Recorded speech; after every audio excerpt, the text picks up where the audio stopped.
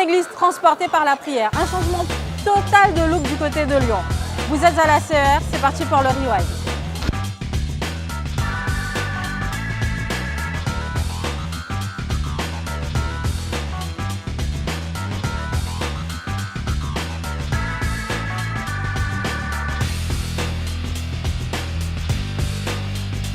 Salut à tous, nous sortons de notre tout premier culte à l'ACER Paris, un culte bénissant. Les personnes sont là en train de communier fraternellement et nous allons récupérer quelques commentaires. Suivez-moi.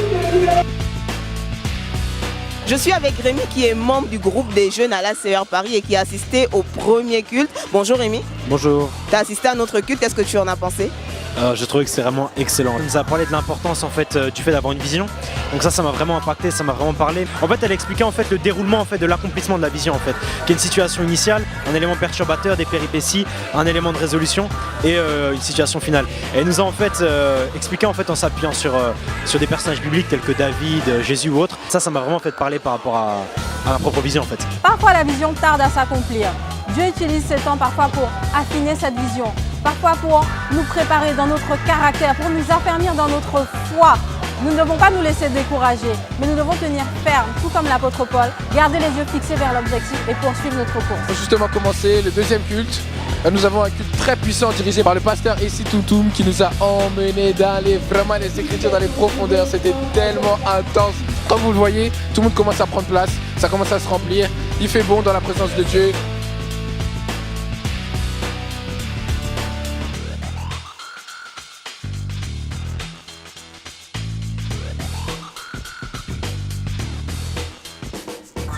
Alors comme vous pouvez le remarquer, après le second culte, nous avons pris un temps de prière. Le pasteur Isaac nous a conduits dans des révélations simples, pratiques, mais puissantes. Il nous a rappelé l'importance de lire la parole. Il nous a rappelé l'importance de prier, de jeûner et d'être constamment rempli de l'esprit. Si vous aussi voulez nous rejoindre, priez avec nous, ressentir la présence de Dieu de manière particulière, venez à nos cultes, venez nous rejoindre. Comme vous le voyez, c'est vraiment incroyable. Il y a une présence de Dieu incroyable. Venez simplement nous rejoindre.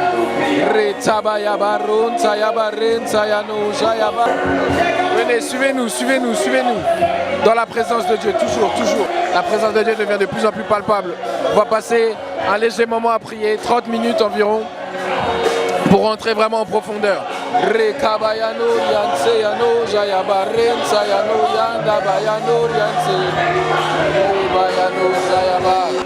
On vous laisse profiter de l'atmosphère, on vous laisse profiter de la présence de Dieu.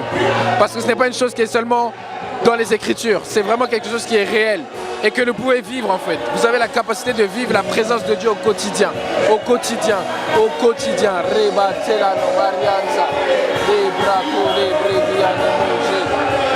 C'est du côté de Lyon dans le Rhône-Alpes que nous allons faire un tour cette semaine. Un an après la tenue de leur premier culte, c'est à la tête d'une église de plus de 70 membres que se retrouve aujourd'hui le couple Mouketou. En septembre dernier, nous avons fêté notre première année à Lyon et nous sommes vraiment bénis par tout ce que le Seigneur a fait au cours de cette première année. Déjà, nous avons commencé, nous étions à un noyau de 7 personnes et l'église a démarré par des temps de préparation dans la prière avec ce noyau-là. Et ensuite, nous avons ouvert le 11 septembre exactement. Et là, il y a eu une foule de personnes qui sont venues. L'apôtre était avec nous, les gens ont été bénis. Et tout de suite, ils se sont connectés à la grâce de ce ministère. Les choses sont allées très vite. On a vu l'église grandir par paliers. Au départ, on était autour d'une vingtaine. Après, on est passé à une quarantaine, une cinquantaine. Aujourd'hui, on était 85 personnes au culte. Donc, nous sommes vraiment contents de voir comment le Seigneur bénit. Des vies ont été sauvées, on a prêché l'évangile, on a eu 2 sessions de baptême. Nous avons plusieurs personnes qui ont des témoignages, des situations qui ont été changées, des malades qui ont été guéris, des baptêmes du Saint-Esprit. Bénissons Dieu pour ce qu'il a fait au cours de cette première année.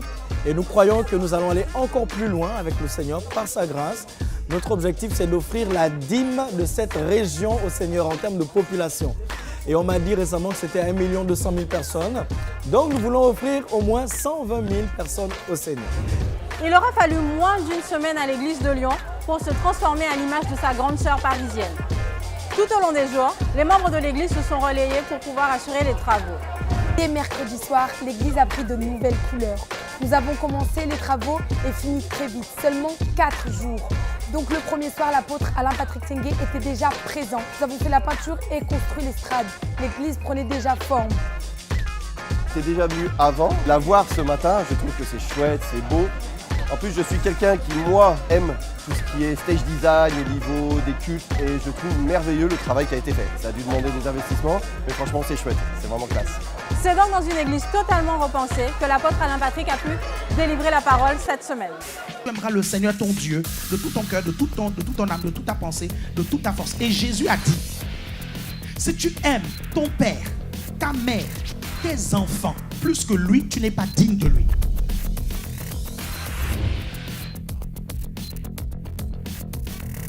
À un moment donné, Dieu nous mettra en face de certains choix. À un moment donné, tu devras choisir. Parce que le plus grand commandement, c'est aimer Dieu au-dessus de toutes ces choses-là. Écoutez-moi bien, tout ce qui prend la place de Dieu dans votre cœur, soit vous tuez ça vous-même, soit Dieu viendra lui-même tuer ça en vous. Ce qui m'a surtout touché, c'est aimer Dieu, parce que c'est vrai qu'on a tendance à un peu le faire passer après. Moi, j'ai tendance par exemple à faire passer mon copain en premier. Et c'est vrai que ça m'a beaucoup touché dans le sens où ça m'a fait me rendre compte qu'en fait, je dois vraiment faire passer Dieu avant tout, qu'il est au-dessus de tout, que c'est notre Père et que voilà, il faut vraiment l'aimer de toute ma force en fait. Si vous cherchez une église où il y a du lien social, où il y a de l'amour, de la joie et vous voulez rencontrer la personne de Jésus-Christ, venez à la CER. Nous sommes vraiment contents de faire partie de la famille ACER. Que Dieu nous bénisse tous et vive la CER. À bientôt.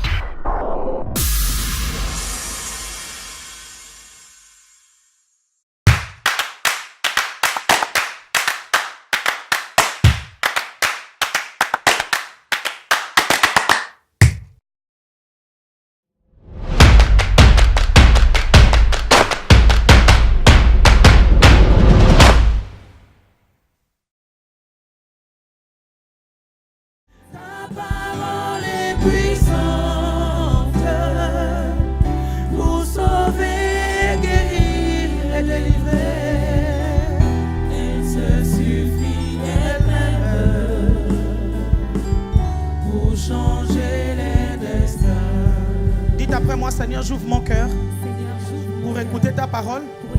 Je me soumets totalement à ta parole.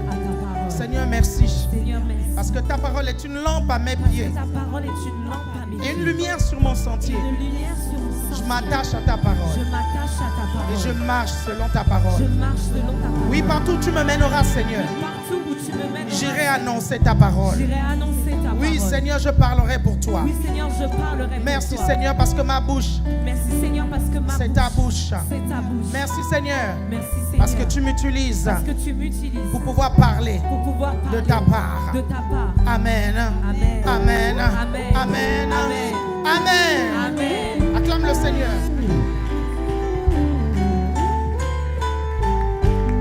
Vous pouvez vous rasseoir dans la présence merveilleuse de Dieu.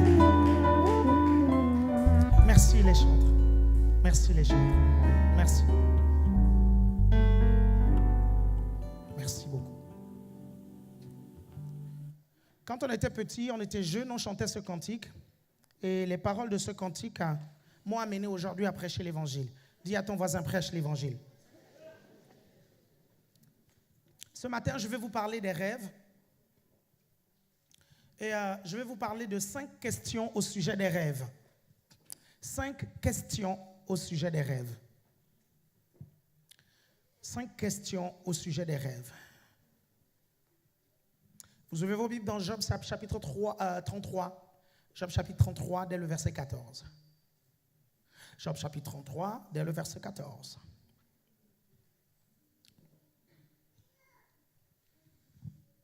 On donne un micro au pasteur Isaac afin qu'il puisse lire, s'il vous plaît.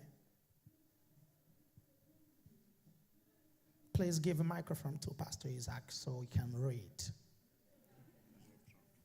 OK? Ça va?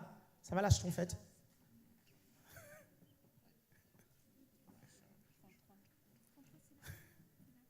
Elle Elle n'a pas fait signe pour que vous ne sachiez pas ce qu'est la schtroumpfette. C'est pour ça. Tu as été très intelligente, la schtroumpfette. Vas-y, pasteur, je t'en prie. Job 33, 14. Dieu parle cependant tantôt d'une manière, tantôt d'une autre, et l'on n'y prend point garde. Il parle par des songes, par des visions nocturnes, quand les hommes sont livrés à un profond sommeil, quand ils sont endormis sur leur couche. Oui. Alors il leur donne des avertissements et met le sceau à ses instructions, afin de détourner l'homme du mal et de le préserver de l'orgueil, afin de garantir son âme de la fausse et sa vie des coups du glaive. Très bien. Il y a une chose dont nous avons la garantie, c'est que notre Dieu nous conduit. Notre Dieu nous conduit et il nous empêche d'être en danger. Vous ne pouvez pas dire à Dieu qui ne vous avertit pas ou qui ne vous a pas averti. Vous ne pouvez pas dire à Dieu qui ne vous parle pas ou qu'il ne vous a pas parlé. Parce que Dieu parle. Dieu parle tantôt d'une manière, tantôt d'une autre, mais on n'y prend pas garde. Il y a des gens qui ont démarré des entreprises et plus tard qui se sont retrouvés dans des situations problématiques parce qu'ils ont pris des décisions sans tenir compte de ce que le Seigneur leur disait. Une jeune fille de notre église un jour est allée à Saint-Martin pour passer des vacances avec son copain et elle avait un témoignage intérieur négatif par rapport à ce voyage, mais elle l'a quand même fait. Elle s'est retrouvée en plein dans l'ouragan. Toutes les maisons autour ont été cassées, il y a eu des morts autour. Et la maison dans laquelle elle était a été préservée pour une raison. Lorsque le toit commençait à bouger et la maison commençait à bouger, elle a fait un engagement à Dieu. Elle a dit, Seigneur, si je ressors d'ici vivante, je te sers toute ma vie. Vraiment, je te promets, je te sers toute ma vie. Vous comprenez? Et la maison n'a pas été atteinte. C'est tout simplement parce que Dieu recherche des ouvriers. Est-ce que vous comprenez? La Bible dit, la moisson est grande et il y a peu d'ouvriers. Vous devez comprendre. Il y a des choses que vous ne comprenez. En fait, vous savez, je vais vous dire un truc qui va vous choquer. Dieu est accablé. Je vous dis la vérité. Quand je dis accablé, il cherche les ouvriers. Il n'y a pas d'ouvriers. La moisson est grande et il y a peu d'ouvriers. C'est la raison pour laquelle servir Dieu est la meilleure protection que vous puissiez avoir. Je vous dis à ceux qui blaguent avec Dieu là, quand on leur dit non, venez servir, ils font le malin, gna gna gna gna gna. Vous ne savez pas que quand vous servez le Seigneur met une onction qui vous protège. Parce que vous le servez, lui-même il a dit que la moisson est grande et il y a peu d'ouvriers. Pourquoi permettrait-il encore que Satan tue le peu d'ouvriers qu'il a? Est-ce que vous comprenez ça? C'est la raison pour laquelle la Bible dit ne touchez pas à mes oins. C'est pour ça que la Bible va nous dire que les oins de l'Éternel sont comme la prunelle de l'œil de Dieu. Dieu cherche des ouvriers. Donc quand vous faites des alliances avec Dieu en rapport avec le service, Dieu va vous protéger. Et c'est comme ça qu'elle s'en est tirée. Et on lui a dit, mais on ne comprend pas, le témoignage intérieur t'a dit de ne pas y aller. Pourquoi tu y es allé? Désobéissance. Désobéissance. C'est comme ça. Certains d'entre nous disons, non Seigneur, parle-moi, parle-moi, parle-moi, parle-moi. Je peux vous garantir, mes chers frères et sœurs, que Dieu peut vous parler. Mais si vous avez comment on appelle ça, vous êtes dur d'oreille, vous n'allez pas exécuter ce que Dieu dit. La dernière visitation du Seigneur Jésus que j'ai eue, le Seigneur a dû revenir une deuxième fois pour me parler. Parce que la première fois, j'ai douté. Et c'est là où il m'a dit que le doute efface les souvenirs dans le monde spirituel. C'est la raison pour laquelle le doute détruit les promesses de Dieu dans votre vie. Et c'est pour ça que le diable utilise le doute, pour pouvoir détruire les promesses que Dieu a faites dans votre vie et pour que vous les oubliez. Vous comprenez? Il a dû revenir une deuxième fois me parler. Une deuxième fois. Parce que c'était une question de vie ou de mort. Dieu vous parle, je vous assure, le Seigneur vous parle. Mais vous n'y faites pas attention. Vous n'y prenez pas garde. Dieu vous a parlé à travers votre mère. Dieu vous a parlé à travers votre pasteur. Dieu vous a parlé à travers votre mari. Dieu vous a parlé à travers votre femme. Dieu vous a parlé à travers votre responsable. Mais vous n'avez pas fait attention. Parce que nous, généralement, on veut entendre des choses qu'on veut entendre. On ne veut pas entendre la volonté de Dieu. On ne veut pas entendre le plan de Dieu. Est-ce que vous comprenez ça? C'est la raison pour laquelle beaucoup d'entre nous, nous devons refaire la prière de consécration plusieurs fois. Non pas ma volonté, mais la tienne. Non pas ma volonté, mais la tienne. Avez-vous remarqué que Jésus a fait cette prière 3 fois? Non pas ma volonté, mais la tienne. Toutes les autres prières, il les a faites une fois, ou je dirais même tous les autres commandements, il a libéré une seule fois. Est-ce que vous comprenez ça? Lazare, il a crié une fois. Il n'a pas dit, Lazare, sors, gay. Mais sors maintenant, non, sors. S'il te plaît, Lazare, sors, toi aussi. Sinon, j'aurai la honte ici. Est-ce que vous êtes avec moi? Dieu parle. Dieu parle. Si vous voulez avancer dans votre vie chrétienne, vous devez apprendre à écouter des choses qui ne vous font pas plaisir. Ça, c'est la clé pour avancer dans la vie chrétienne. L'un des problèmes de Samson, c'est que Samson faisait à sa tête. Regardez l'onction de Samson. Une onction terrible. Vous savez, il y a 7 manifestations de l'Esprit de Dieu. Dans l'une de ces manifestations, il y a une manifestation qu'on appelle l'esprit de force. L'esprit de force. Les deux qui avaient ça, qui ont eu la manifestation de l'esprit de force dans leur vie, c'est Samson, David et ses soldats. Est-ce que vous comprenez? Eux, ils avaient cette manifestation-là. Sinon, quand vous lisez toute la parole, vous ne verrez pas d'autres manifestations de l'esprit de force. Vous comprenez? David, il avait ça, l'esprit de force sur lui. Il pouvait déchirer un lion comme ça avec ses mains. Il pouvait tuer un ours avec ses doigts. Est-ce que vous comprenez ça? Et il a transmis cette onction-là à ses soldats. Vous suivez, la Bible nous parle des 400 vaillants héros de David. 400. Des gars qui n'étaient rien au départ. Hein.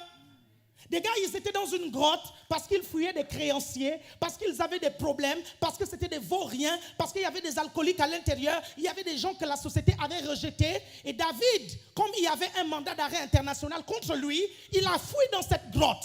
Quand il a vu toutes ces personnes, il n'a pas vu des alcooliques, il n'a pas vu des déprimés, il n'a pas vu des gens qui ont des créanciers, vous suivez? Il a vu des vaillants héros.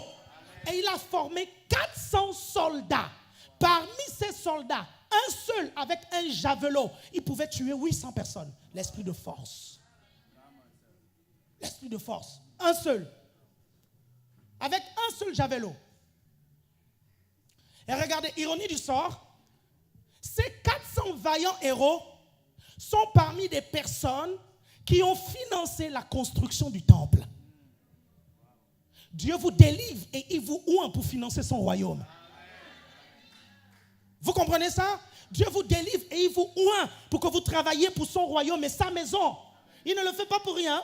Il ne le fait pas pour que vous arriviez à la maison, que vous soyez content tout simplement par les petits picotements que vous ressentez quand vous priez.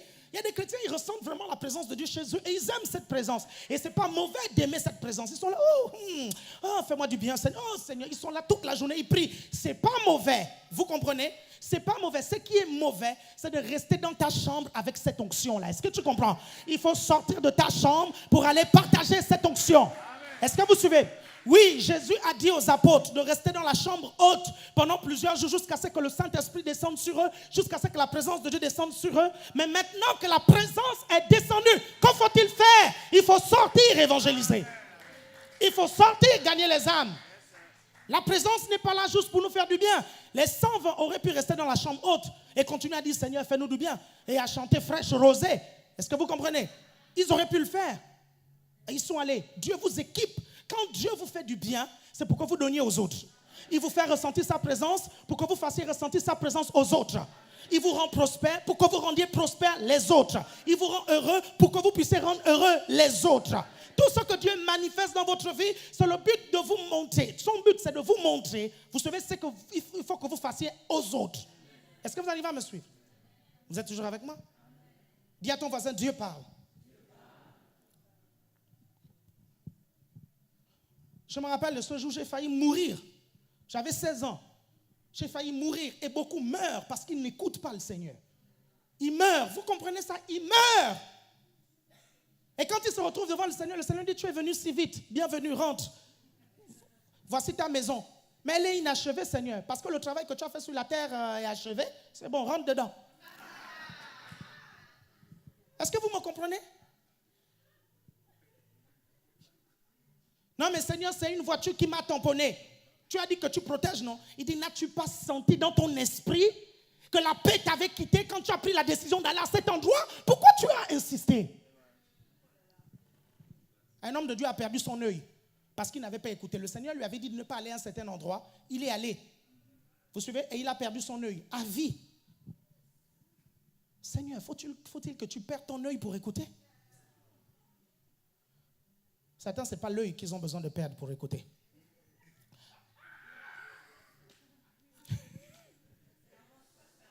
J'avance, hein?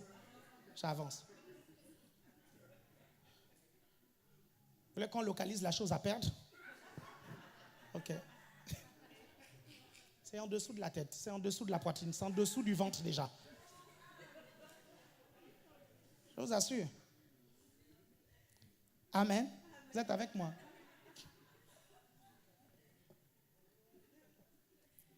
Est-ce que vous avez besoin de tout perdre pour écouter? Est-ce que vous avez besoin de perdre tout votre argent pour écouter? Est-ce que vous avez besoin d'aller en enfer pour écouter? Comment quelqu'un, il va se retrouver à brûler en enfer juste parce qu'il n'a pas écouté? Mais je ne sais pas quoi, toute l'éternité, à jamais, moubou na moubou. Seko na seko, en train de brûler avec le feu. Vous imaginez? Juste parce que tu n'as pas écouté. Pourquoi? Parce que les chrétiens aujourd'hui ont la maladie des, comment on appelle ça? Ils aiment qu'on leur dise des paroles douces. Il y a des chrétiens qui changent d'église parce que le premier pasteur dans lequel ils étaient, dans l'église dans laquelle ils étaient, a dit que la situation dans laquelle il était, c'était le péché. Et donc il a changé d'église parce qu'il veut aller trouver un pasteur qui lui dit des choses avec lesquelles il est d'accord. Tu changes d'amis parce que ton ami te dit des choses avec lesquelles tu aimes entendre les belles choses. Mais c'est pas bon. Tu aimes entendre quand on te fait, c'est pas bon. Si tu veux écouter la voix de Dieu, c'est important que tu comprennes que Dieu te dira parfois des choses qui ne vont pas te faire plaisir. Amen. Et attention, il n'enverra pas un ange. Parfois, le pasteur, quand il te parle, c'est Dieu qui te parle à travers son serviteur. Parce que certainement, vous attendez des anges. Vous suivez? Pour que Dieu puisse vous parler. En parlant de quitter l'église, quelques personnes là ont quitté l'église et ils veulent faire croire aux gens que nous sommes au terminus. Vous savez, dans un bus, vous comprenez, il y a les arrêts, vous comprenez, et il y a le terminus. Quand on s'arrête, il y a des gens qui descendent, mais il y a d'autres qui montent. Est-ce que vous entendez ça? Le problème, c'est que ceux qui descendent font croire à ceux qui montent que c'est le terminus. C'est pas le terminus. Continue ton chemin, mais ne fais pas croire que c'est le terminus. Vous entendez ça? On était à 6-7 ans. On avait déjà des défections. On avait des défections, n'est-ce pas, pasteur, ici? On avait déjà des défections. Les gens qui partaient, toujours avaient les mêmes choses. Non, c'est du diable. Vous savez, Gamaliel a dit, si cette chose est de Dieu, il vous sera difficile de la stopper. Il vous sera difficile de la stopper. Et ça fait 14 ans qu'on court. 14 ans que les gens disent, cette chose va s'arrêter, mais elle ne s'arrête pas. 14 ans, vous comprenez? 14 ans. Un jour, quelqu'un a dit, une bande d'étudiants qui se lèvent pour faire une église. C'est ça que vous appelez une église? Eh bien, les étudiants ont grandi. Alléluia. Et ils continuent à courir avec la vision. Et ils bâtissent des églises partout dans toute la France. Est-ce que vous comprenez? On est allé à Lyon la semaine dernière. La salle était pleine. Est-ce que vous comprenez ça? Ça fait à peine 1 an que vos dîmes et vos offrandes ont financé Lyon. Et Lyon est déjà en train de prendre. Est-ce que vous comprenez? On va construire des églises partout dans ce pays. Partout où il y aura un village, on va construire une église. Même à Plocadeuc, on sera là-bas. Le village appelé Plungumoulen, on sera là-bas. Questembert, on sera là-bas. Est-ce que vous comprenez? Pendant que certaines personnes perdent leur temps à dire c'est fini, machin, oh nanani, oh nanana, nous on continue notre chemin. On est juste à un arrêt. On va transporter plein d'autres personnes, on les amène, on va vers un terminus. Vous me comprenez? Faites attention à ça. Faites attention, les gens, ça fait 14 ans, les gens qui quittent les églises, on en a vu de toutes parts, n'est-ce pas? On en a vu. Et ils disent toujours des choses, n'est-ce pas? Vous n'avez pas remarqué? Ils disent toujours des choses avant de partir. Toujours. Toujours. Ils ont eu la révévé. Un jour, quelqu'un vient me voir. Il me dit, Pasteur Alain Patrick, je quitte ton église. Je dis pourquoi? Il dit parce que Dieu m'a parlé audiblement. Je dis, Dieu t'a dit quoi? Quand il dit ce que Dieu lui a dit audiblement, j'ai compris que Satan s'acharnait sur nous. Audiblement, le diable lui a dit des mensonges. Quand je te dis mensonges, ce n'est pas des trucs, oh les à peu près. Hein.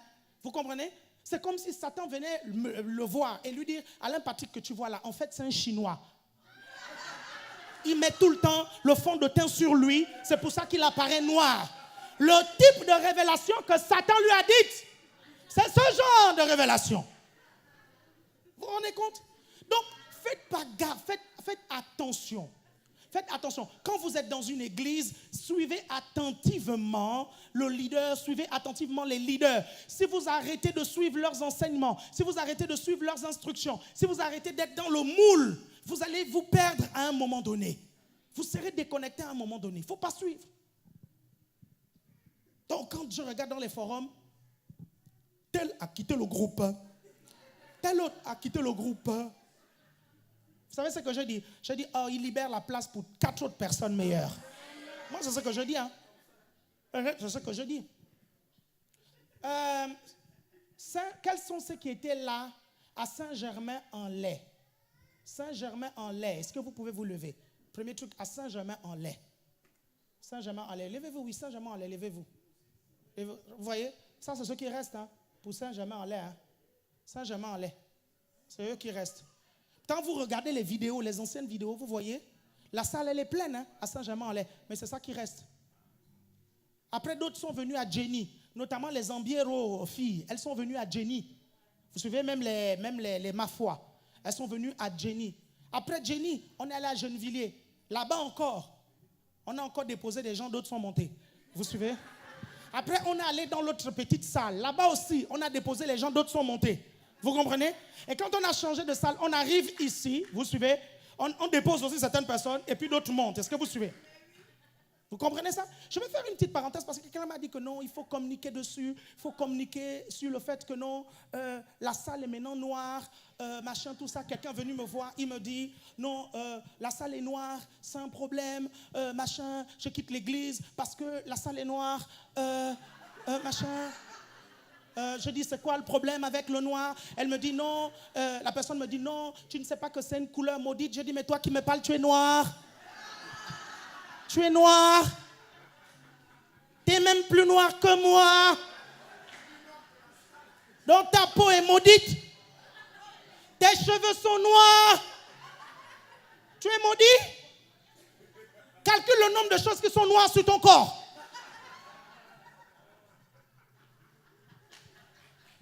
Non, il y en a qui ont des sérieux problèmes. Je vous assure, comment tu vas quitter une église rien que parce qu'on a changé le design de l'église? Je ne comprends pas. Vous allez voir, hein, dans le temps qui vient, la majorité des églises vont s'adapter. Certaines, même ici à Paris, très connues, se sont adaptées suite aux photos que j'ai montrées de ma salle. Ils se sont adaptés. Les premiers à avoir imposé cette tendance-là, c'est parce que les chrétiens, ils ne regardent pas beaucoup. Observez les grands ministères. À partir de maintenant, quand vous allez voir les grands ministères, regardez les murs. Et vous allez remarquer maintenant que les murs sont noirs, on ne voit que les lumières. Vous ne le remarquiez jamais parce qu'on ne voyait que les lumières. Tout comme les gens dehors voient tout simplement les lumières que nous projetons. Hein. Ils ne voient pas les murs noirs, hein. Ils ne voient pas le sol noir. Hein. Est-ce que vous comprenez? Allez vérifier. Prenez les vidéos de Bénin, vous regardez les murs noirs. Vous prenez les vidéos de Christopher, noir. Vous regardez Brian Hudson, noir. Vous prenez noir. Vous allez voir pourquoi. Parce que le noir fait ressortir les couleurs. C'est une question de décoration et de design. Comment tu peux quitter une église rien qu'en poussage? Je ne comprends pas, c'est insensé. C'est insensé. Vous allez remarquer, celui qui a imposé cette tendance-là, au départ, c'est Brian Hudson de Hillsong. Ces chansons chantées partout, partout dans le monde entier. Partout, partout, partout. Et vous regardez les grosses églises maintenant, c'est comme ça qu'ils font. C'est comme ça. Non, on met les lumières à l'église comme les boîtes de nuit. Est-ce que c'est Satan qui a créé les lumières? Le premier à avoir créé une lumière, une ampoule, il s'appelle Thomas Edison et c'était un chrétien. Et c'est comme ça que les chrétiens sont. C'est-à-dire que Dieu met à disposition des belles choses. Les païens repèrent que c'est une belle chose. Ils récupèrent, vous comprenez? Ils servent le diable avec. Le chrétien vient, il regarde, il dit, c'est une belle chose, mais comme il sert le diable avec, non, je laisse tomber. Alors ton couteau de cuisine, laisse-le tomber. Parce qu'il y en a qui tuent avec ton couteau de cuisine. Est-ce que tu m'entends? Ne prends même plus la voiture. Vous avez vu hein, les terroristes qui utilisent les grosses voitures pour tuer les gens avec. Prenez même plus l'avion. Est-ce que vous comprenez? Dieu a dit à ton voisin, sois pas stupide. Soyez intelligent. Accrochez-vous à la parole, à la parole, à la parole. Une parole qu'on prêche tout le temps dans votre vie amènera un certain type de manifestation dans votre vie. Alors si tu ne veux plus galérer avec les huissiers, c'est bon que je te prêche ce message de la prospérité. Parce que tu galères avec les huissiers. Pourquoi je prêche ce message? Il y a trop de fauchés dans nos églises. Et il faut que ça change. Et il faut que ça change. Je vous assure, dans les églises, c'est l'endroit où on trouve le plus de fauchés. Pourquoi on dit alors fauché comme un rat d'église? Dans tout ça, c'est qui les rats?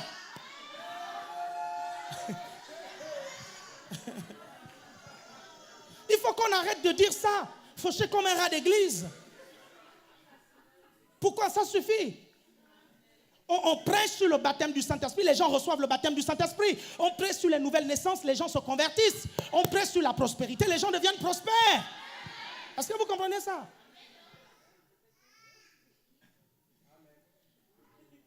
On prêche les messages. Vous avez vu le message que j'ai prêché à Lyon? Qui a suivi le message?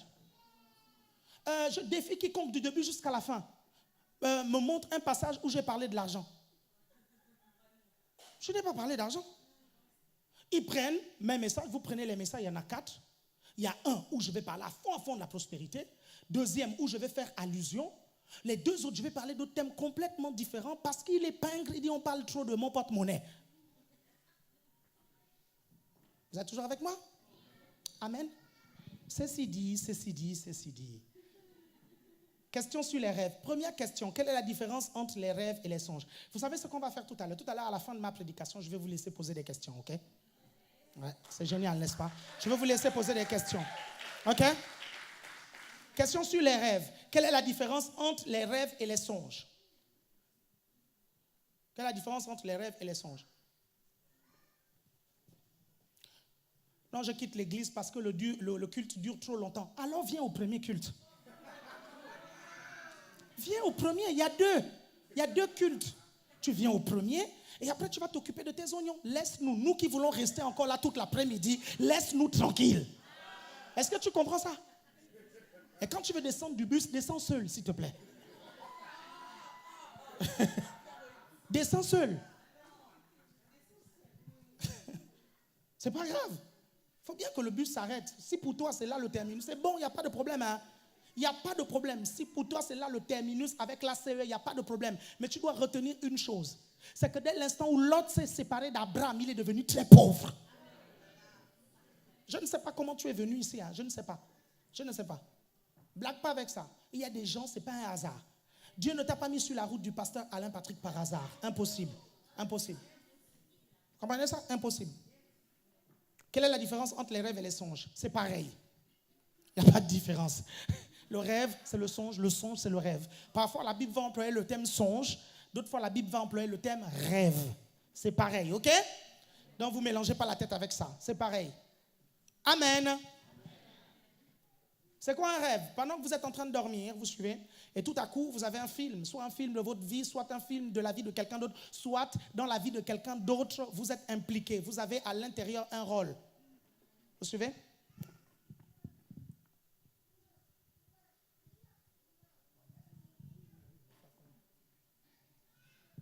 Oui, c'est ce qu'on va faire. C'est bon? Rêve et songe, ok? Deuxièmement, quels sont les différents types de rêves?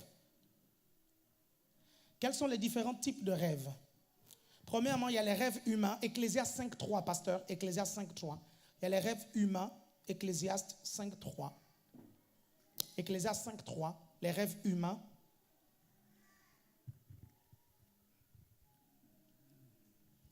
Ecclésiaste 5.3, pasteur. Ecclésiaste 5.3. Oui. Lorsque tu as fait un vœu à Dieu, ne tarde pas à l'accomplir, car il n'aime pas les insensés. Accomplis le vœu que tu as fait.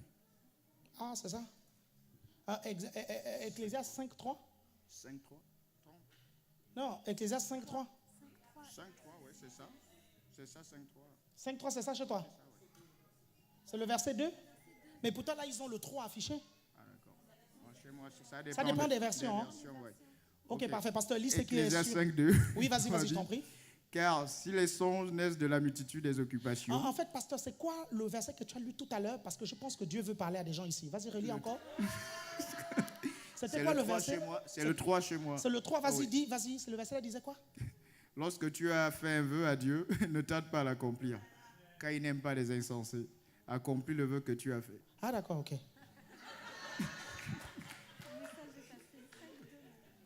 Ok, rapidement.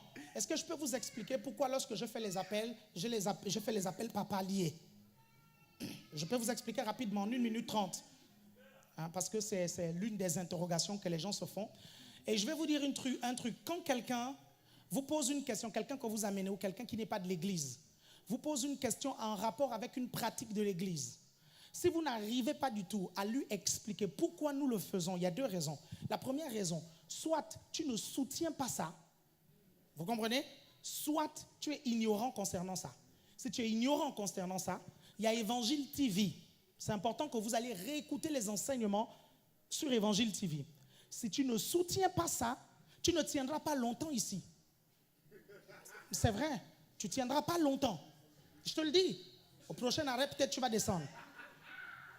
Parce qu'en fait, on prend le temps d'expliquer. On prend le temps d'expliquer les choses.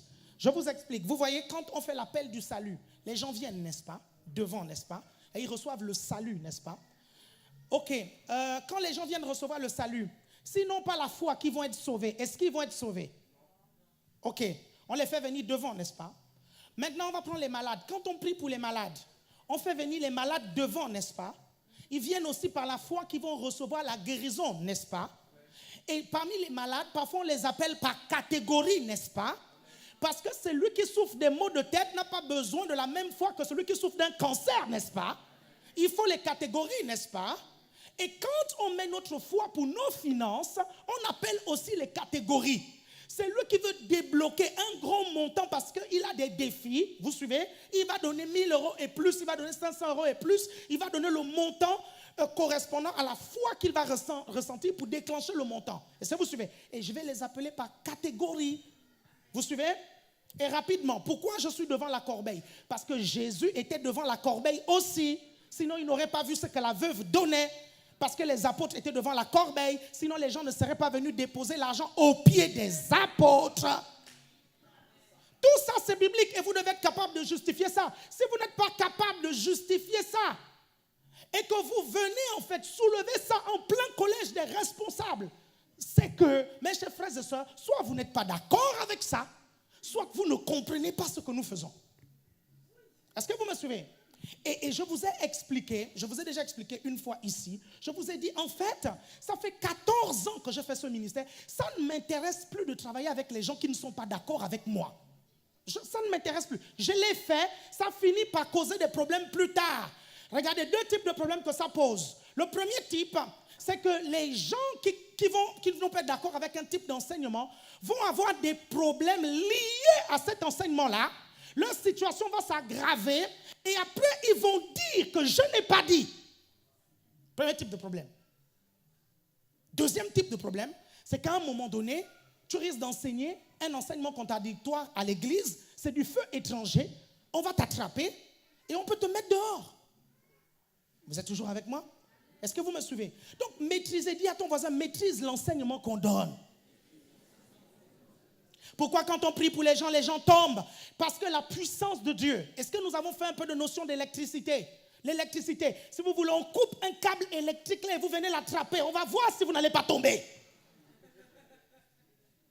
Pourquoi les gens tombent? Parce que c'est la puissance de Dieu. Et la puissance de Dieu, parfois, elle agit comme de l'électricité. Vous comprenez? C'est comment on appelle ça? C'est une substance étrangère à votre corps. Et la biologie dit que quand un corps étranger pénètre votre corps, le corps réagit. Soit par une douleur, soit par une convulsion, soit par une chaleur. Tout dépend de ce qui rentre dans ton corps. C'est la puissance de Dieu. Quand vous dites à Dieu, manifeste-toi, qu'est-ce que vous voulez dire par là? Vous voulez demander à Dieu de venir dans votre monde physique et changer vos circonstances, n'est-ce pas? Or, quand Dieu se manifeste dans le monde physique, il y a des choses qui se passent. Notamment, les gens tombent sous l'onction. Est-ce que vous comprenez? On est dans une église charismatique, vous devez être capable de justifier ça. Vous ne devez pas rester là, vous amenez quelqu'un et les gens tombent, la personne dit, oh non, non, là-bas on tombe, c'est une secte, et puis tu restes là comme ça, on te traite de secte, toi et ton église, tu es là, tu es incapable de répondre. Vous comprenez? Mais c'est très simple. Tu nous traites de secte, pourquoi? Non, parce que les gens tombent en priant. Ah bon? Et à TF1, quand Mesmer fait tomber les gens, quand tu fais tomber les gens, c'est quoi alors? C'est dangereux ou pas? Et pourquoi on monte ça à TF1? Vous êtes toujours avec moi? Ça va? Ça va? Envoyez-moi des emails.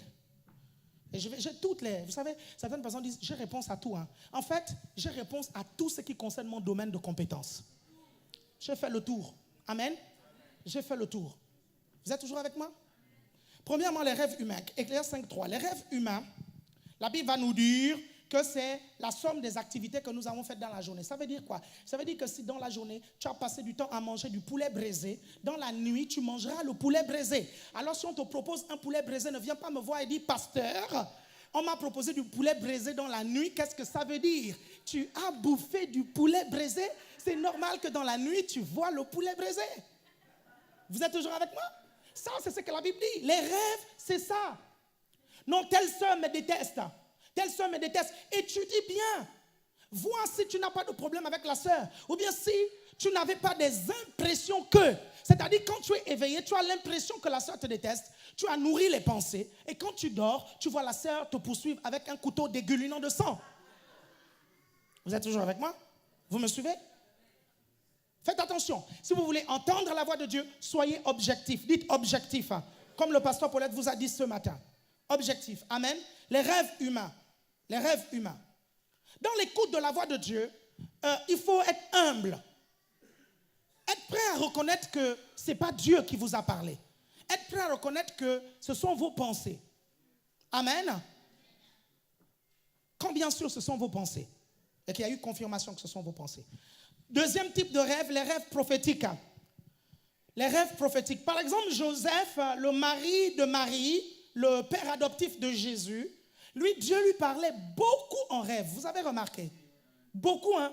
À Marie, Dieu envoyait un ange. Dieu envoie un ange. En plus, l'ange Gabriel pour venir parler à Marie. À Joseph, Dieu ne lui parle que dans les rêves. Dieu fait ce qu'il veut. Certains d'entre nous ici nous disent, mais pourquoi à la sœur telle, elle a une vision? Pourquoi elle a entendu la voix audible de Dieu? Moi, il n'y a que les rêves. Si pour le moment Dieu choisit de te parler en rêve, ce qui est important, c'est qu'il te parle. Il y a des gens qui n'entendent pas la voix de Dieu. Au moins dans un rêve, tu as entendu. La moitié des visitations de Jésus que j'ai eues, c'était dans la nuit quand je dormais. Quand je dormais. Ça ne m'a pas empêché d'être impacté. Est-ce que vous comprenez? Un jour, le Seigneur m'a apparu et il m'a fait comprendre que je n'aurais plus jamais de problème d'argent et de membres dans mon ministère. C'est-à-dire que ce n'est pas possible que mes églises soient vides. C'est tout simplement impossible. Vous savez pourquoi? Parce que Dieu a déclaré déjà, la parole est déjà sortie de sa bouche. Il a dit, mes églises ne seront plus jamais vides. Parce qu'il a dit, c'est scellé. C'est trop tard là. Tu comprends? Si tu voulais faire quelque chose pour la vider, c'est trop tard. Ça n'arrivera jamais. Parce que Dieu a déjà parlé. C'est tout comme ce que Dieu a dit dans votre vie. Je déclare au nom de Jésus que ça s'accomplit. Est-ce que vous suivez ça? Comme la bénédiction. Il m'a dit, un jour, il m'a parlé clairement. Il m'a dit, tu es mon fils. Et c'est moi qui t'ai engendré. Demande-moi, je te donnerai les nations pour héritage. Et pour possession, les extrémités de la terre. Je lui ai dit, Waya, donne-moi la France et l'Europe. Vous comprenez? La France, c'est ma paroisse. C'est mon église. Est-ce que vous suivez ça? Dieu m'a donné ça. Vous êtes toujours avec moi? Les rêves prophétiques, il y en a beaucoup. Par exemple, Joseph, le fils de Jacob, hein, le premier ministre égyptien. Lui, Dieu lui avait beaucoup parlé des années avant par rêve. Amen. Regardez, faites très attention avec les rêves que vous avez. Faites vraiment attention. Ne négligez pas vos rêves, mais par contre, n'accordez pas crédit à tous les rêves. Est-ce que vous entendez? Ne négligez pas vos rêves, mais n'accordez pas du crédit à tous les rêves. Mais les rêves sont importants. Parce qu'il y a une troisième catégorie de rêves appelée les rêves diaboliques. Ces rêves-là vont nous donner un signe par rapport à l'état spirituel dans lequel nous sommes ou par rapport à l'état spirituel de l'environnement dans lequel nous sommes. Parfois dans le rêve, Dieu vous montre le combat spirituel dans lequel vous êtes engagé. Parfois dans le rêve, Dieu vous montre votre état spirituel. Faites attention. Parfois dans le rêve, le diable vient vous visiter. Si le diable vient vous rendre visite dans le rêve, il y a deux choses. Soit il vous déteste, soit vous lui avez donné accès. Quand il vous déteste, il peut venir en personne. Tout comme il est venu voir Jésus en personne. Vous comprenez? Est-ce que vous êtes avec moi? Faites comme ceci. Dis, on est avec toi, pasteur. Dis, parle seulement, on est avec toi, pasteur. Amen. Regardez, par exemple, les maris de nuit et les femmes de nuit. On va parler un tout petit peu de ça pendant 5-10 minutes, ok? Vous avez entendu parler des maris de nuit et de femmes de nuit. C'est quoi les maris de nuit et les femmes de nuit? Je vais vous dire ce que c'est et ce que ça n'est pas. Les maris de nuit ou les femmes de nuit, c'est en fait un esprit qui vient dans la nuit, ou bien tu es dans ta chambre, parfois ce n'est pas dans la nuit, les portes sont fermées, et cet esprit-là apparaît comme un garçon ou comme une femme, et il vient, il fait l'amour avec toi. Vous suivez? Et quand tu te lèves, vous savez, ceux qui ont vécu ça disent que physiquement, ils sentent comme une force les retenir cloués au lit. Ils arrivent à rien faire. Vous me suivez? Ça, ce sont les maris ou les femmes de nuit. Est-ce que vous comprenez? À distinguer avec les rêves érotiques. C'est différent. Dis à ton voisin, c'est différent. Les rêves érotiques, c'est que tu as passé toute ta journée à regarder le porno. Et c'est ça le problème avec les chrétiens. C'est que vous allez regarder le porno et vous vous attendez à ce que vos femmes et vos maris fassent les choses comme Clara Morgan. Non, je suis sérieux. Je suis sérieux. Et vous dites, pasteur, tu connais Clara Morgan? Oui, je connais Clara Morgan. Elle est passée aux enfants de la télé. Et on disait que c'était une actrice X. Hein? C'est pour ça que tu ne regardes pas. Tu es sûr? Est-ce que vous êtes avec moi? Est-ce que vous comprenez ça? Non, moi je vous le dis sérieusement. Hein? Sérieux. Tu passes ton temps à regarder les films porno, tu vas finir par vouloir faire comme les gens du porno. Les gens du porno couchent avec plein de gens. Et tu vas finir, tu vas enchaîner 1, 2, tu vas enchaîner 1, 2, 3, 4. Un seul mec ne va pas te suffire. Une seule femme, ça ne va pas te suffire. Parce que tu vois dans ces films-là, ils changent. Et tu oublies même que ce sont des scénarios là-dedans. C'est-à-dire les A qui crient ou les I. C'est quelqu'un qui vient, qui présente un truc comme ça, là. Qui vient, qui dit A. Là, maintenant, fait A. Là, maintenant, fait I. Vous dites, comment tu sais ça, pasteur? Tout ça, ils expliquent ça dans les émissions comme les enfants de la télé ou les machins, comme ils expliquent ça. Ne me demandez pas comment je suis, j'ai jamais fait ça. Non, vous pouvez rire, vous pouvez rire. Vous êtes toujours avec moi? Donc après, quand tu vas dans la nuit et tu vois maintenant plein d'hommes qui viennent, qui font des trucs bizarres avec toi, viens pas embêter les pasteurs avec les maris ou les femmes de nuit. Tu n'as pas de mari de nuit ou de femme de nuit. Tu as un problème de pensée que tu dois rééduquer. C'est tout. Tu dois rééduquer ta façon de penser. Certains chrétiens, je vous assure, excusez-moi, je vais être cru avec vous. Je crois qu'il n'y a pas d'enfants ici. Dans vos façons de faire l'amour à vos femmes, vous devez renouveler votre intelligence. Parce que vous faites les choses comme les païens. Je vous dis la vérité, hein, sérieusement. Pourquoi je vous parle cru comme ça? Parce qu'après, tous les problèmes qu'on a, vous suivez, sont liés parfois à ce genre de choses-là. Tu ne peux pas faire l'amour à ta femme et tu l'insultes pendant que tu fais. Ça, c'est païen. Est-ce que tu entends ça? Aussi excitant que cela doit être, tu dois tuer ça. Ça doit mourir en toi-même. Ça, c'est les choses des films porno. Tu arrêtes ça. Même dans tes rapports sexuels, ça doit être sanctifié. Maintenant, qu'est-ce que je dois faire et qu'est-ce que je ne dois pas faire? C'est sûr, tu ne dois pas l'insulter.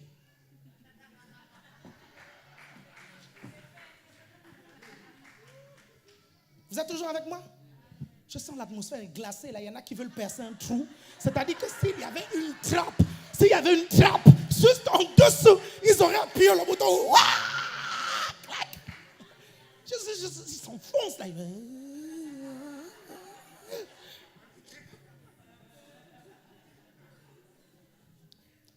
ne sais pas comment je vais être clair avec vous, hein, parce que je suis très, très clair. Les lacunes d'aujourd'hui causent les problèmes de demain. Toujours, les lacunes d'aujourd'hui causent les problèmes de demain. Par exemple, ceux qui ne sont pas là, qui sont censés écouter ce que je suis en train de dire. Demain, quand ils auront ce type de problème, est-ce qu'il faut considérer que je n'ai pas dit ça ici? Vous savez, quand Jésus est apparu aux disciples, Thomas n'était pas là et Jésus n'a pas pensé, ah, Thomas n'est pas là, donc je n'apparais pas, j'attends seulement que Thomas soit là. Jésus n'a fait qu'apparaître à Thomas, comme aux disciples. Boum, oh, mais Thomas n'était pas là. On a dû raconter à Thomas que le Seigneur est ressuscité. Donc, si tu n'es pas là, si vous n'êtes pas là, quand on dit les choses, ce n'est pas la faute du pasteur, ce n'est même pas la faute de Dieu. Vous arrangez à être là. Nous, notre rôle, c'est de vous prêcher la parole. Are you with me? Dis à ton voisin, suis-lui attentivement. Ça va, Régine? Good, ça va? Ok. Vous allez bien? Vous voyez la différence entre les maris de nuit et les rêves de nuit, et les rêves érotiques? Un esprit ne peut pas avoir les rapports sexuels avec quelqu'un. Ce n'est pas possible parce que les esprits sont asexués. Ils n'ont pas de sexe, les anges, ni les démons. Ils sont asexués. Ce que vous ressentez, on appelle ça les oppressions démoniaques sexuelles. Il a la possibilité d'entrer dans votre corps et de vous faire ressentir les choses comme, tout comme vous êtes là, vous sentez comme si on vous enfonce un couteau, mais il n'y a pas de couteau là. Vous comprenez un peu? Vous voyez ça? Il n'y a pas de couteau, mais vous sentez comme un couteau. Oppression démoniaque sexuelle. Vous êtes toujours avec moi?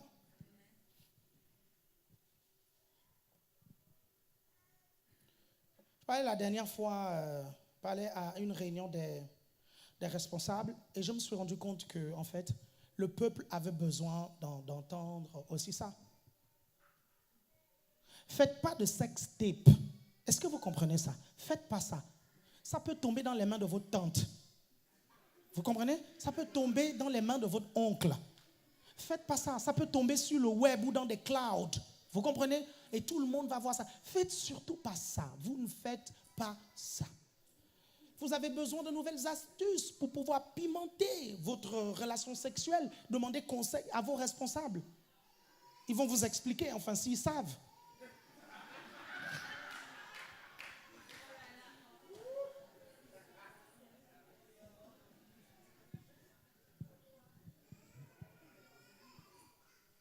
Ni les photos nues, faites pas ça. Ni les photos nues. Si un gars veut vous convaincre à prendre des photos nues, refusez. Vous comprenez? Faites pas ça. Quelles que soient les raisons, même si vous promet l'hélicoptère, fauchez comme il est, dites-lui, je veux d'abord voir l'hélicoptère. Je dis, s'il te plaît, c'est avec des cours de pilotage. Tu m'apprends à piloter et là, vous suivez? Pasteur, après on dit que je n'ai pas dit, je ne comprends pas. Pourquoi je vous dis ça? Parce qu'en fait, quand les gens ont des problèmes, ils disent, nous on est là, hein, ils nous disent qu'on n'a pas dit. Ils disent, non, on n'a pas dit. Et quand ils savent qu'on a dit, ils disent, vous n'avez pas dit assez. Quoi? Ça fait 15 minutes que je vous parle de sexe. Je n'ai pas dit assez là? Pensez que c'est tout le monde qui écoute ça dans une église? Ça, c'est dont je vous parle là. Je vous défie, allez dans n'importe quelle église à Paris, vous n'allez pas trouver un pasteur qui a le culot de parler de sexe ici sur l'estrade. Vous comprenez ça? Ils se cachent tous derrière leur Bible et derrière les expressions bibliques, vous comprenez? Parce qu'ils ne veulent pas appeler le chat-chat. Ils ont compris.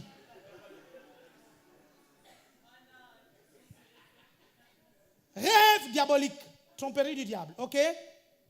Comment en être délivré? Premièrement, arrête de regarder les films porno. Premièrement. Deuxièmement, non, mais sérieux quoi. Attends, arrêtons. Arrête de regarder ça, premièrement. Deuxièmement, arrête de déshabiller les gens quand tu les vois. Vous savez, il y a des gens qui ont des vrais scanners. Hein. Quand ils vous regardent là, ils ne vous voient pas comme vous êtes avec vos vêtements. Il a déjà enlevé tous les vêtements, tout. Il a tout enlevé. Je vous assure, incroyable, c'est une capacité surnaturelle, c'est un don. C'est un don qu'ils ont. Je ne sais pas comment ils font ça.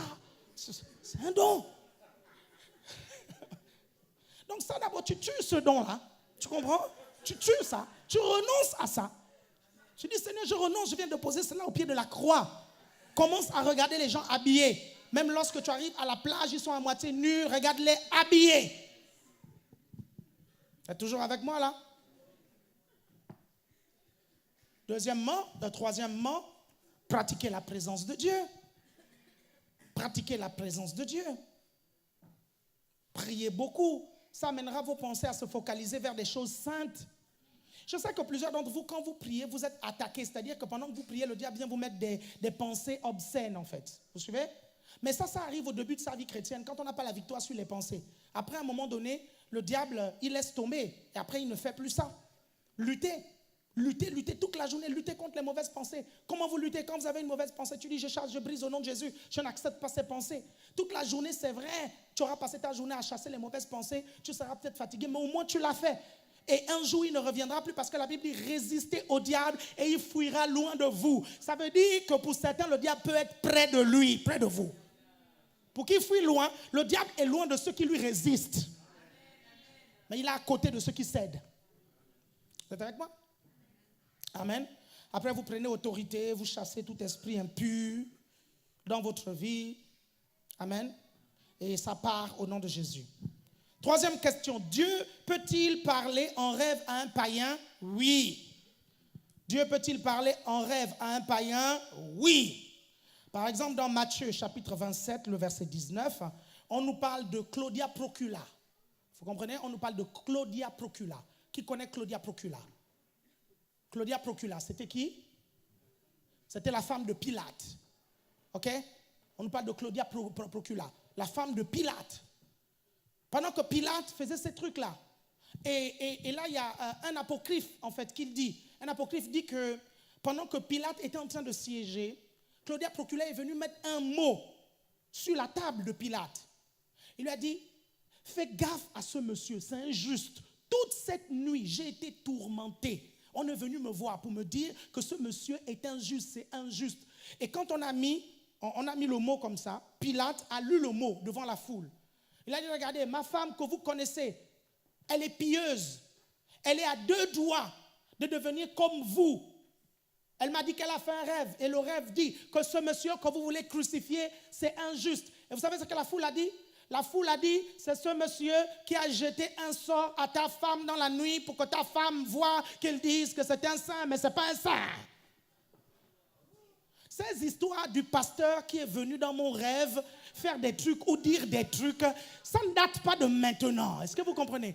Un jour, quelqu'un m'a bloqué dans un coin pour me dire qu'elle a rêvé que moi, je suis venu dans la nuit lui faire l'amour. Je lui dis, efface ce rêve, formate ce rêve, écrase ce rêve, piétine ce rêve, brûle ce rêve. Que ce n'était pas moi,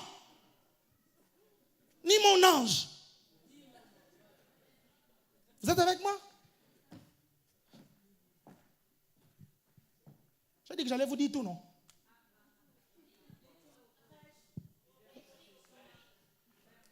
Je dis, c'est pas moi. Pardon, oublie. La personne n'est même plus à l'église. Elle est descendue à la station d'avant. Vous êtes toujours avec moi là? L'histoire, le livre.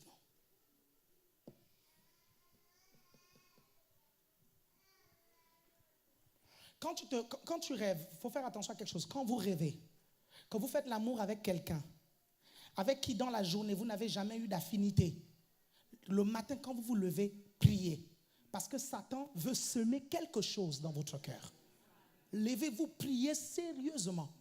Mettez ça dans un coin, vous liez, vous chassez, vous mettez dans un coin. Vous comprenez? Et vous oubliez ça. C'est comme ça que le diable sème des trucs dans le cœur. Tu n'avais pas de regard sur la personne. Hein. La personne ne t'intéressait pas du tout. Mais maintenant, dans la nuit, tu vois maintenant la personne qui vient faire des trucs, machin bizarre avec toi. Enlève ça. Vous suivez? Amen. Priez sérieusement pour ça. C'est pour ça que je vous dis, vos rêves, faites attention à vos rêves. Il faut prier. Amen. Faites attention à ça. Dieu a parlé aussi à Nebuchadnezzar. En parlant de Claudia Procula, cette dame-là, en fait, quelque temps après la mort de Jésus, elle s'est convertie. Ça, c'est pour votre culture générale. En fait, quelque temps après la mort de Jésus, elle a eu beaucoup d'autres expériences spirituelles et elle a fini par donner sa vie à Jésus. Elle a même quitté Pilate. Ouais, elle a quitté Pilate et c'était une fervente servante du Seigneur. Vous comprenez? Bon, c'était pas trop facile pour elle, en fait, de quitter Pilate parce que c'était la petite fille de l'empereur Auguste. Donc, tu vas faire quoi? C'est grand-papa qui t'a nommé là. Et c'est pour ça même que Pilate était très vite monté en grade. C'était à cause de Claudia Procula. Mais quand elle s'est convertie, elle a quitté Pilate direct. Amen. Et des années après même, on l'a béatifiée. Elle est devenue comme une sainte dans certaines régions. OK? Juste pour votre culture générale. Amen. Il y a aussi Nebuchadnezzar. Dans Daniel chapitre 2 du verset 1 au verset 49, on voit Nebuchadnezzar qui a un rêve. C'est un païen, mais Dieu l'avertit. Certains d'entre vous, vous étiez païens, vous aviez déjà des rêves prémonitoires. C'est ça? C'est ça? OK. 4e question. Doit-on interpréter tous les rêves? Il y a des rêves clairs, il y a des rêves symboliques, mais il y a des rêves bidons. Vous comprenez? Qui traduisent votre embrouillamini. Vous comprenez? Ce n'est pas tous les rêves qu'on doit interpréter. Dis à ton voisin, ce n'est pas tous les rêves qu'on doit interpréter. Il y a des rêves clairs. J'ai rêvé, nous étions à l'église et tu prêchais, pasteur, et tu as pointé du doigt sur moi. Et tu m'as dit, Dieu m'aime, il va faire de moi une grande femme de Dieu. Pasteur, qu'est-ce que ça veut dire? Mais tu ne peux pas me poser des questions comme ça. Le rêve est clair. Est-ce que vous voyez un peu? Le rêve est clair. Maintenant, si tu veux m'informer, tu m'informes, tu me dis, voilà le rêve que j'ai fait. Mais ne me dis pas qu'est-ce que ça veut dire. Le rêve est clair. Dieu veut faire de toi une puissante femme de Dieu. Le rêve a été clair. Ce n'est pas tous les rêves qui sont symboliques. Amen. Donc, il y a des rêves clairs, il y a des rêves aussi, il y a des rêves symboliques. Par exemple, le rêve de Nebuchadnezzar, il est symbolique. Il va rêver un arbre ou bien une statue. Et là, il faut l'interprétation des rêves. Et l'interprétation des rêves, en fait, ce n'est pas un don, c'est la sagesse, tout simplement. Ça fait partie du don de parole de sagesse. C'est la sagesse d'interpréter les rêves. Ce n'est pas le don d'interpréter les rêves. Amen. Tout comme les rêves. On ne peut pas dire non, j'ai le don des rêves. Faites pas ça. Dites pas ça. C'est insensé. Non, les rêves sont tes moyens de direction divine. Tout comme certaines personnes disent j'ai le don de vision. Non, tu ne peux pas avoir le don de vision. Mais les visions sont tes moyens de direction divine. OK?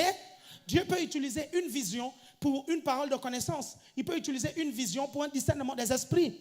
Il peut utiliser une vision même pour une prophétie. Amen. Mais la vision ne fait pas partie des 9 dons. Amen. 5e et dernièrement, avant que je ne laisse vos questions, est-ce que c'est un problème de ne pas rêver la nuit? Non. Non, ce n'est pas un problème. Il y a des chrétiens qui en font un tas. Dans ce cas, Dieu va utiliser un autre moyen pour te parler. Vous comprenez? Si tu ne rêves pas la nuit, c'est parce que ton sommeil est profond. Et les scientifiques disent même que c'est bon pour toi. Les scientifiques disent que quand tu passes toute la nuit à rêver, tu ne te reposes pas bien. Vous comprenez ça? Vous êtes toujours avec moi là? Est-ce que vous me suivez? Amen. Donc je ne vais pas en dire plus parce que vos questions vont tout dire. Donnez maintenant les papiers aux gens. Ils vont poser les questions. C'est bon? C'est déjà donné? C'est déjà donné. Ok, récoltez les réponses, les questions. Et on va...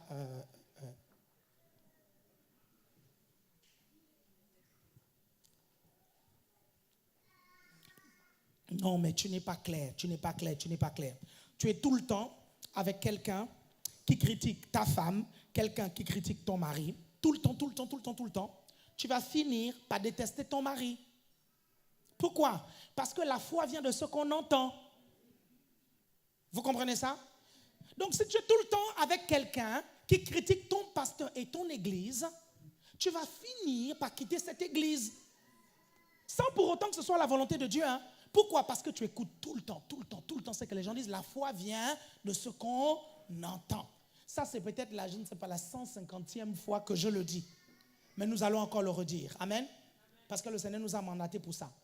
Je vous dirai des choses et je vous redirai jusqu'à ce que ça rentre. Amen. jusqu'à ce que Christ soit formé en vous.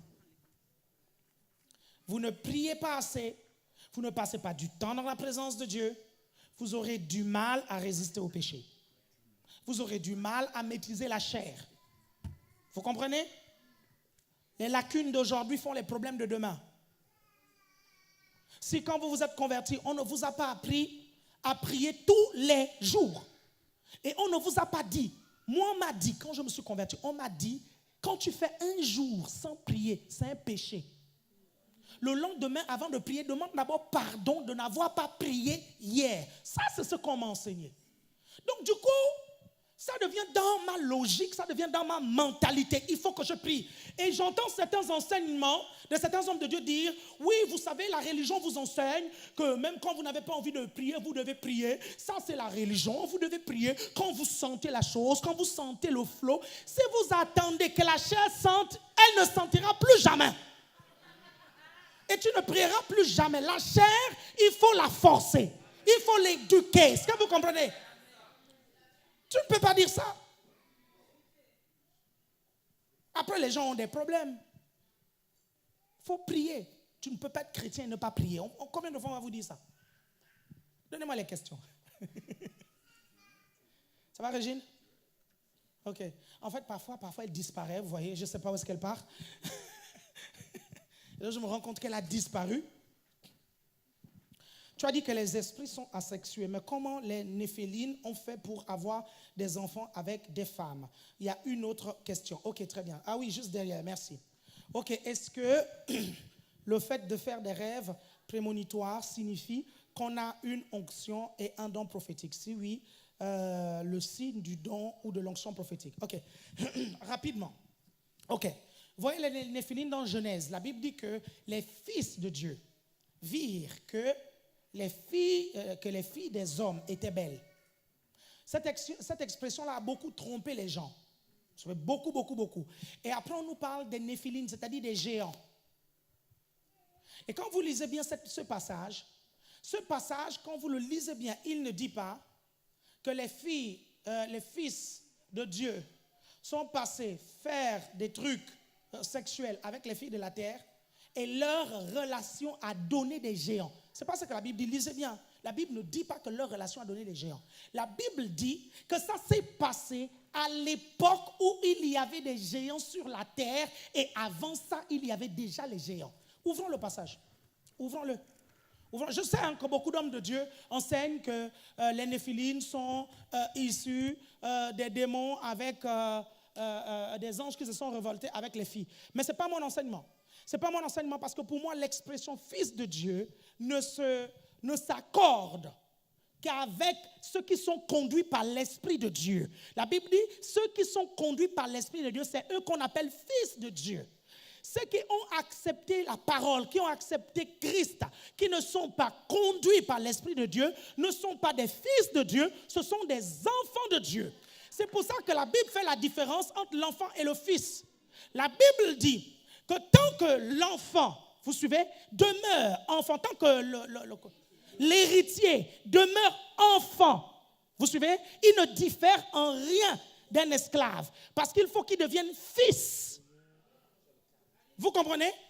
Qui hérite. L'expression fils de Dieu, pour moi, ne s'adapte qu'aux personnes qui sont conduites par l'Esprit de Dieu. Est-ce que vous comprenez? Qui sont ces fils de Dieu? C'est tout simplement les descendants de Seth. Parce qu'en fait, Adam avait d'autres enfants. Après Caïn, il a mis au monde Seth.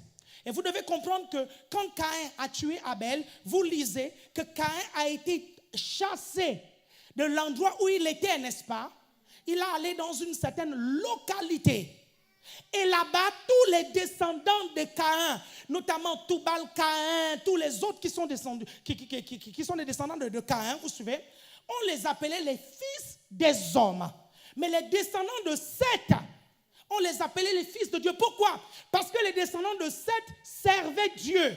Tandis que les descendants de Caïn étaient incrédules et ils ne servaient pas Dieu. C'est eux qu'on appelait les fils des hommes et les autres les fils de Dieu. Regardez aujourd'hui, est-ce que vous vous appelez les fils des hommes? Vous vous appelez comme un fils de Dieu, n'est-ce pas? Vous êtes une nouvelle race, n'est-ce pas? Donc ce n'est pas nouveau le fait d'employer cette expression pour différencier ceux qui servent Dieu avec ceux qui ne servent pas le Seigneur.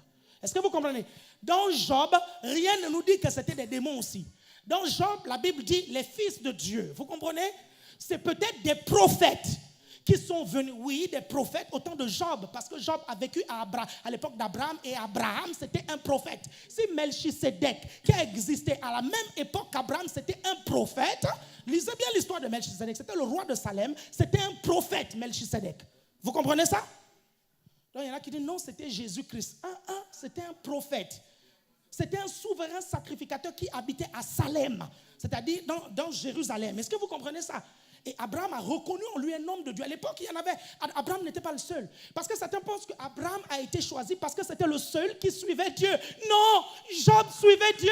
Abraham a été choisi. On appelle ça la souveraineté de Dieu. La loi de la sélection divine. Dieu, quand il choisit quelqu'un, il n'a pas besoin de justifier à qui que ce soit. Est-ce que vous suivez?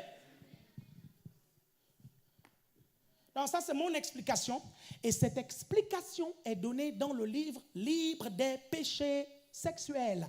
Donc je ne vais pas vous en dire plus. Vous allez lire le livre et j'explique ça clairement avec les références bibliques. Et je vous dis même d'où est-ce que vient ce truc-là, cette doctrine des démons qui sont passés pour faire des géants. Parce que dans la mythologie grecque déjà, il y avait des histoires où les dieux descendaient pour faire des enfants avec les filles de la terre pour donner Persée et tous les autres. Ça vient de la mythologie grecque. Amen. T'es perdu déjà, c'est ça? Non, c'est bon. C'est bon? Ok, parfait. Ok, on y va. On est là, non? Si tu ne voulais pas que le culte dure, il fallait venir au premier. Au premier, ça ne dure pas. Au deuxième, on prend notre temps. Dis, attends, vas-y, on prend notre temps.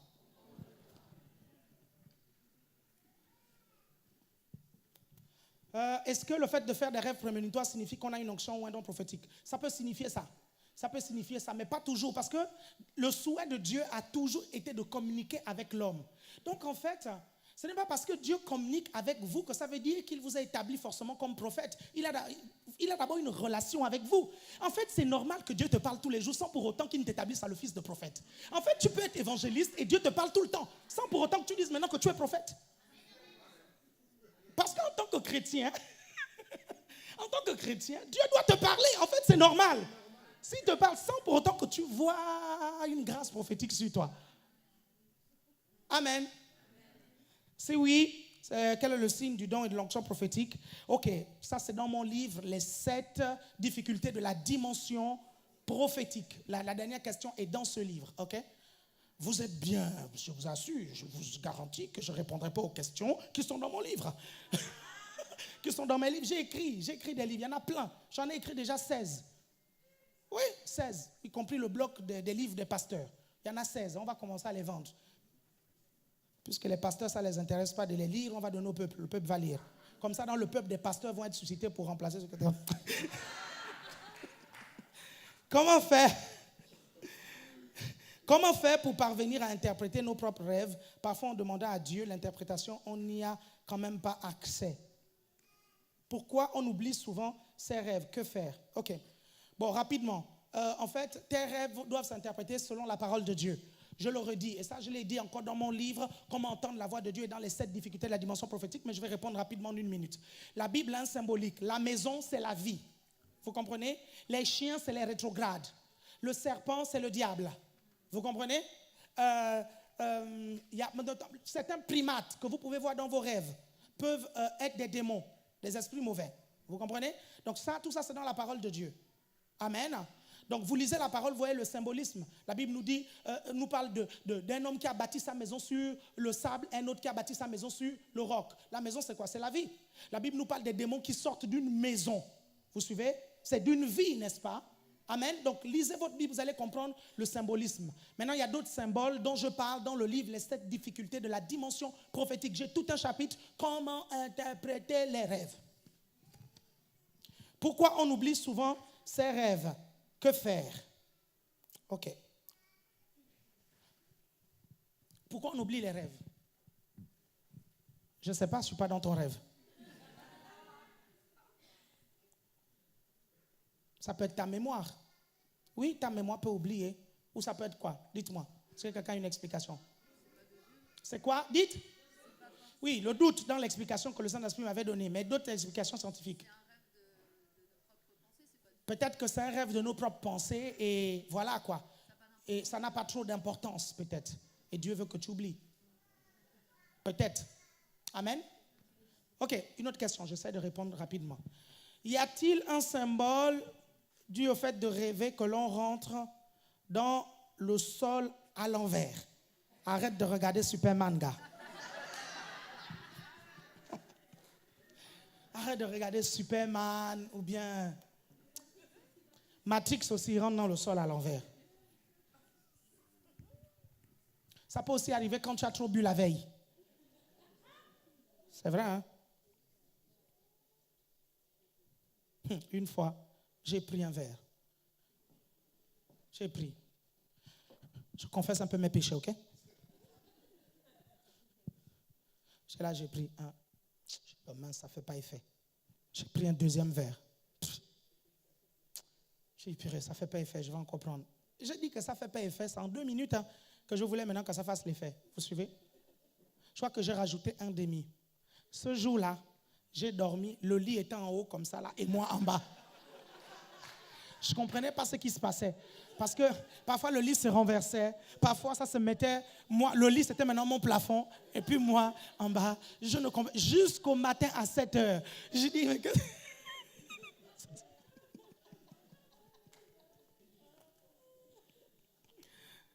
Est-ce que quelqu'un a l'explication du frère? Pourquoi il rêve tout le temps que le sol est à l'envers ou un truc comme ça? Frère, on n'a pas d'explication, ou sœur, désolé. Hein?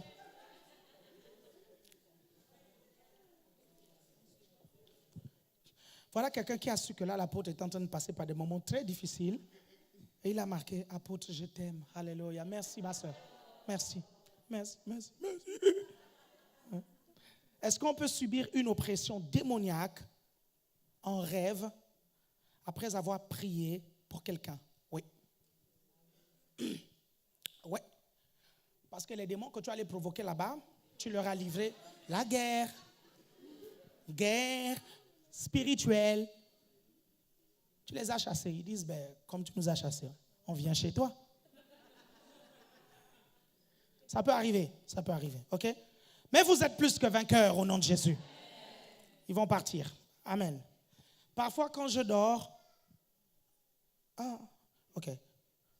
Parfois... Ok. Parfois, quand je dors, je sors de mon corps. Et je vois toute la pièce où je dors.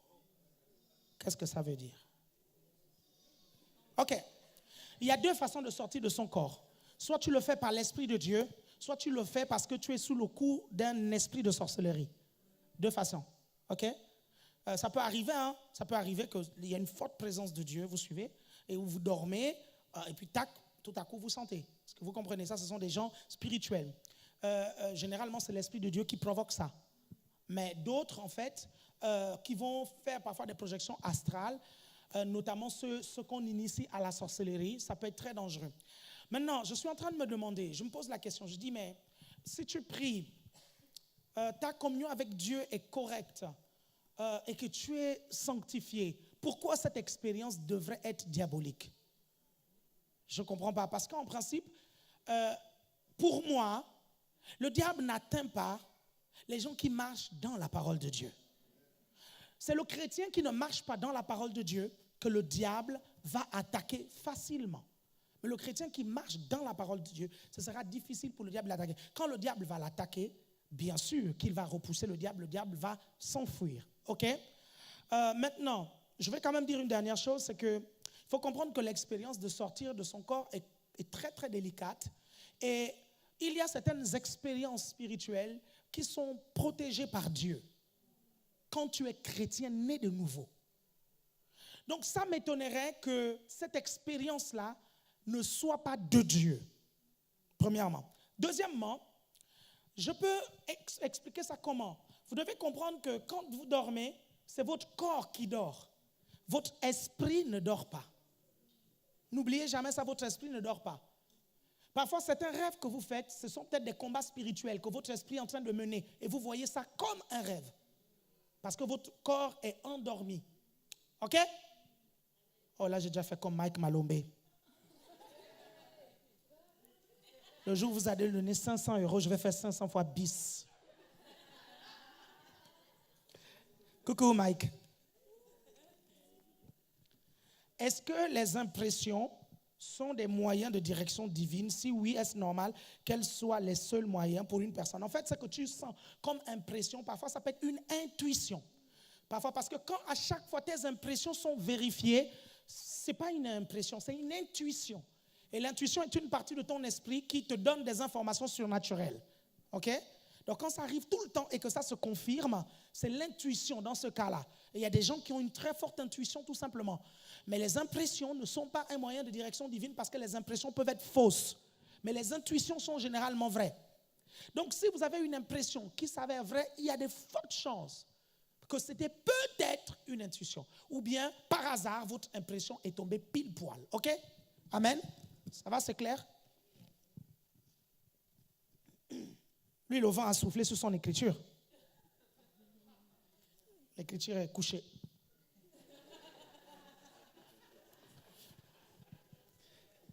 Rêver des défunts toutes les nuits, quelle en est la signification? C'est pas normal. Tu ne dois pas rêver les morts tout le temps. C'est pas normal. Ça peut arriver de voir de temps en temps, vous suivez, des personnes proches qui sont mortes venir, vous suivez? Et ce n'est pas forcément diabolique parce que le Saint-Esprit peut utiliser le visage de quelqu'un que vous estimez pour vous donner un conseil.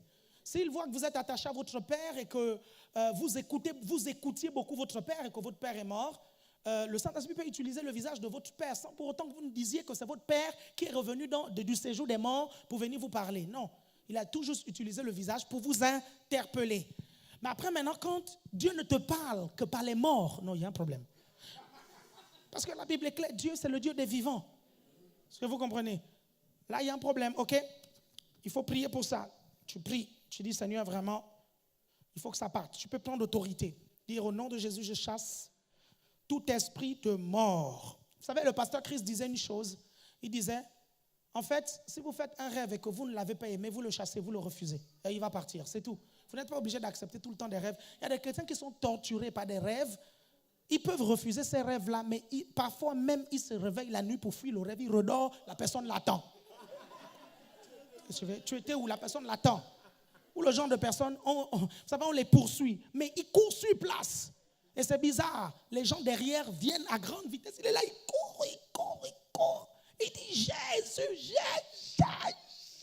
Il se réveille. Et vous allez peut-être me poser une question, je vais répondre à cette question.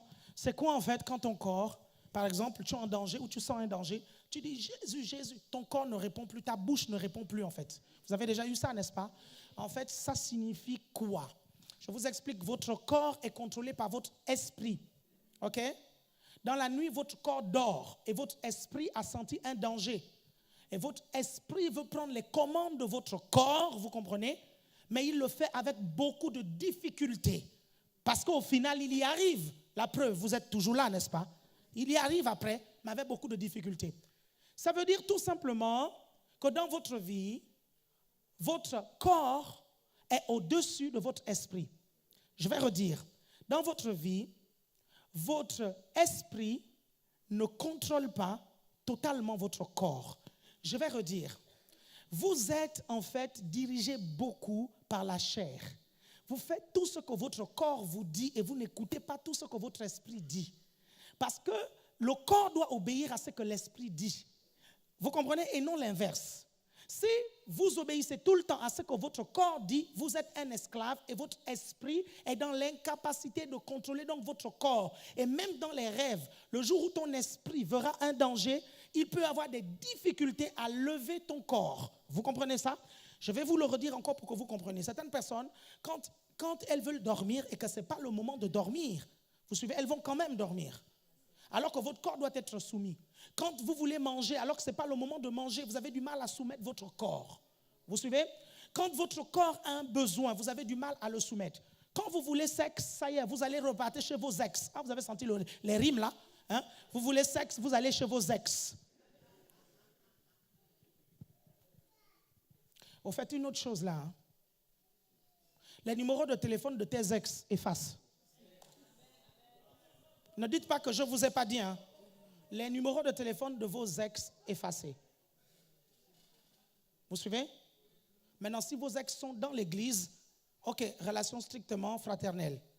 Ok? Parce que je ne comprends pas que tu as la liste des numéros de téléphone de tes 120 ex. Ta mémoire est même saturée. Tu ne vois pas qu'il faut effacer les 120 pour accepter les nouveaux frères et sœurs en crise ici dans ton téléphone? Pourquoi le berger AP ne nous reçoit plus? On aime bien le pasteur Pau, mais on aime aussi l'apôtre pour être reçu. Ok. Ils n'ont pas compris, mais ce n'est pas grave. Pourquoi je ne reçois plus un entretien, c'est ça? Parce que moi, je m'occupe des pasteurs et des responsables. Et les pasteurs et les responsables sont censés s'occuper de vous. Et puis à la fin du culte, je vous parle. À la fin de chaque réunion, je suis accessible, je vous parle. Donc venez me voir à la fin du culte. Mais dans la semaine, c'est vraiment compliqué. Vous suivez? Mais quand c'est chaud, certains m'appellent et puis je les reçois au téléphone. Il n'y a pas de problème. Je sais que ça devient dur, mais les églises se multiplient, les pasteurs se multiplient, ok? Mais à la fin, tu peux me voir, il n'y a pas de problème. On peut consacrer tout le temps. Maintenant, si à la fin du culte, tu es pressé, ce n'est pas de ma faute. Que doit-on faire quand une personne nous dit « Dieu m'a dit en rêve, tu es ma femme ». Tu lui dis « Dieu m'a dit en rêve, tu n'es pas mon mari ». C'est tout. C'est tout, c'est tout. Bien, tu lui dis « Mon petit doigt me dit que tu n'es pas mon mari. Et mon petit doigt me dit que tu es un menteur. » C'est tout. Tu n'es pas obligé d'accepter, ok? Tu n'es pas obligé. Si tu n'aimes pas la personne, c'est pas là. Pendant longtemps, ça a été le stress de plusieurs brebis quand on était à Rennes. Elles avaient des échos selon lesquels, dans les églises évangéliques, les pasteurs donnent les maris aux gens. Donc, quand elles venaient, ils disaient non, je ne veux surtout pas que le pasteur. Donc, quand je pointe du doigt à la personne pour prophétiser, elle commence à stresser. Elle pense que je vais dire tel, c'est ton mari. Ça n'a jamais été dans mes habitudes et ça ne sera jamais dans mes habitudes. Pourquoi? Parce qu'un jour, Adam a accusé Dieu. Il a dit, la femme que tu as mis à mes côtés, celle qui m'a amené les problèmes. Si Adam a dit ça à Dieu, à plus forte raison, vous avec moi, jamais. Mon œil. Tu veux épouser quelqu'un? Je ne sens pas. Je te dis, tu demandes mon avis, je ne sens pas. Si tu veux foncer, tu fonces.